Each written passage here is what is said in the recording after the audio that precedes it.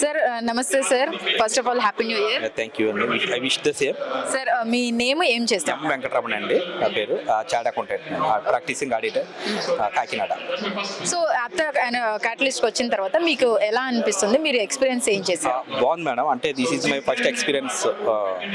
అంటే ఇంత big gathering ఎలా ఉంటుంది, దీన్ని మనం దాన్ని నెట్వర్కింగ్ క్రియేట్ చేసుకోవచ్చు అనే విషయాన్ని ఇక్కడికి వచ్చాక అర్థమైంది. సో అంటే సొసైటీలో opportunities are there, but we have to grab the opportunity. So మనం ఇంటరాక్షన్ బేస్ చేసుకొని ఏదైతే మనం చేసుకుంటుంటామో, అంటే what we are looking or what we are seeking, we can definitely establish the business. బాగా యూజ్ అవుతుంది. బట్ ఏంటంటే బేసిక్గా నెట్వర్కింగ్ ఎక్కడ అంటే this is the first time వల్ల నాకు అంటే మేము కూడా అంత ప్లాన్ చేయలేదు. అంటే ఎలా ఉంటుందని ఎక్స్పీరియన్స్ మేము గ్యాదర్ చేయలేదు. సో కాకినాడ అటెండ్ అయినప్పుడు ఏంటంటే క్లోజ్డ్ సర్కిల్ ఉండేది, తక్కువ మంది ఉండేది. ఓకే పర్లేదు అనుకున్నాం. సో ఇక్కడికి వచ్చిన తర్వాత సో ఫస్ట్ మేము అంటే ఎక్స్పోర్ట్గా యూరిట్ అనుకున్నాం, దాన్ని నన్ను ఐడెంటిఫై చేసుకున్నాం. సో ఆ ఆపర్చునిటీ క్రియేట్ చేయగలుగుతున్నాం. సో అంటే ఫస్ట్ స్టెప్ తీసుకుంటేనే కదా మనం ముందుకు వెళ్ళగలమా లేదనేది తెలుస్తుంది. సో అందువల్ల మేము అంటే సక్సెస్ అవుతుందని అనుకుంటున్నాం.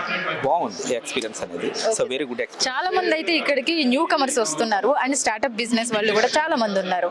వాళ్ళందరూ అంటుంది ఏంటంటే మాకు ఇక్కడికి వచ్చిన తర్వాత చాలా బాగుంది. బట్ మీరు వాళ్ళకి ఎటువంటి సజెషన్స్ ఇస్తారు? అంటే ఇలాంటి ప్లాట్ఫామ్స్ని ఎలా ఉపయోగించుకోవాలి, వాళ్ళు బిజినెస్ స్టార్ట్ చేయాలంటే ఎలాంటి సజెషన్స్ ఇస్తారు, వాళ్ళకు ఉండాల్సిన మెయిన్ క్వాలిటీస్ ఏంటి? మెయిన్ ఏంటంటే ఫస్ట్ ప్యాషనెట్ ఉండాలి. సో డేర్ స్టెప్ తీసుకోకపోతే వెళ్ళాం. మేము ఆల్రెడీ 10 years క్రితం ఖమ్మంలో ఒక ప్లాంట్ని స్టార్ట్ చేయాలనుకున్నాం. 5 years తర్వాత మేము అనుకున్న ప్లాన్ని వేరే వాడు ఇంప్లిమెంట్ చేశాడు. బికాజ్ ఆఫ్ డేరింగ్ లేకపోవడం వల్ల, అప్పుడు అంటే ఇన్వెస్ట్మెంట్ లేకపోవడం వల్ల, క్యాపిటల్ లేకపోవడం. సో ఏదైతే థాట్ ఉంటుందో ఆ థాట్ని ఇక్కడ ఇంప్లిమెంట్ చేసే డేరింగ్ ఉండాలి. సో అది తీసుకోగలిగితే డెఫినెట్లీ సక్సెస్ అవుతుంది. అంటే ఇక్కడ కాదు, అబ్రాడ్ ఆపర్చునిటీస్ అనేది చాలా ఎక్కువగా ఉన్నాయి. ఇక్కడికి వచ్చాక అర్థమైంది.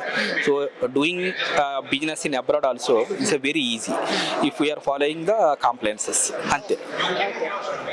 Thank you so much sir. Thank you.